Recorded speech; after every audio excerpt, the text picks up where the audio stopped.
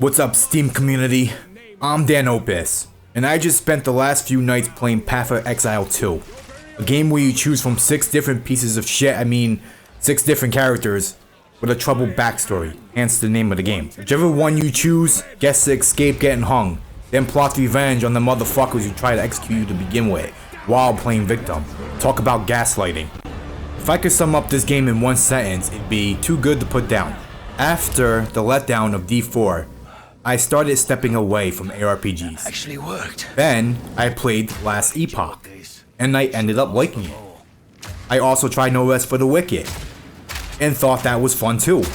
There was just one big issue. Neither one of those games fucking ran on the Steam Deck. Well, at least not really that good. But, does this game run on deck? PoE 2 does not have any issues running on deck. It can run up to 60 FPS on medium to high graphics settings, and has only froze once on me the entire time I've been playing.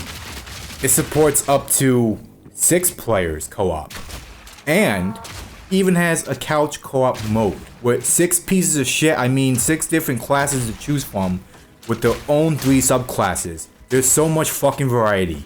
But even if you just want to play by yourself, the game is still good. Trust me. I know. How does it play? This game looks like a Diablo clone, but the combat leans more towards a more slow and deliberate pace compared to other ARPGs, like No Rest for the Wicked, but without the stamina bar. The looting, dungeon crawling, and growth system are pretty much the same as the first PoE, just a bit less complex and more user-friendly. It's hard to tell how different battles feel in the game, just by looking at it until you enter combat. Imagine if Dark Souls had an overhead camera view. That's what the game No Rest for the Wicked felt like. Now imagine if No Rest for the Wicked in Diablo had a child. That's what this game feels like. They took a few ideas from No Rest for the Wicked and pretty much made the remainder play like Diablo. So it's definitely more old school Diablo with a bit of Soulsborne in it. For example, after reaching a high enough level, you start losing experience points for dying. What?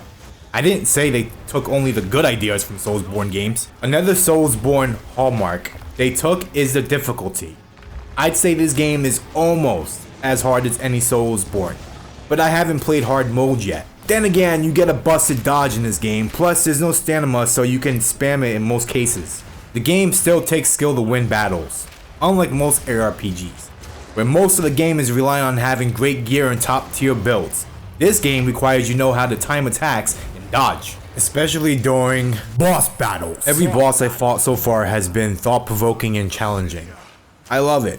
This game forces you to think, even when fighting mobs. It isn't just hack and slash. Try that tactic and your ass is grass, you will die.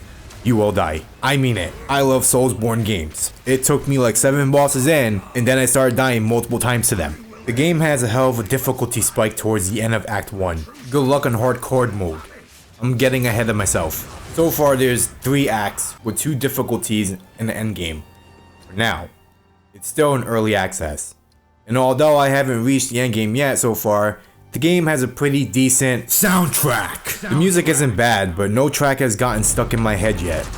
The main menu has the PoE theme, which sounds pretty dark and epic, just the way I love my music.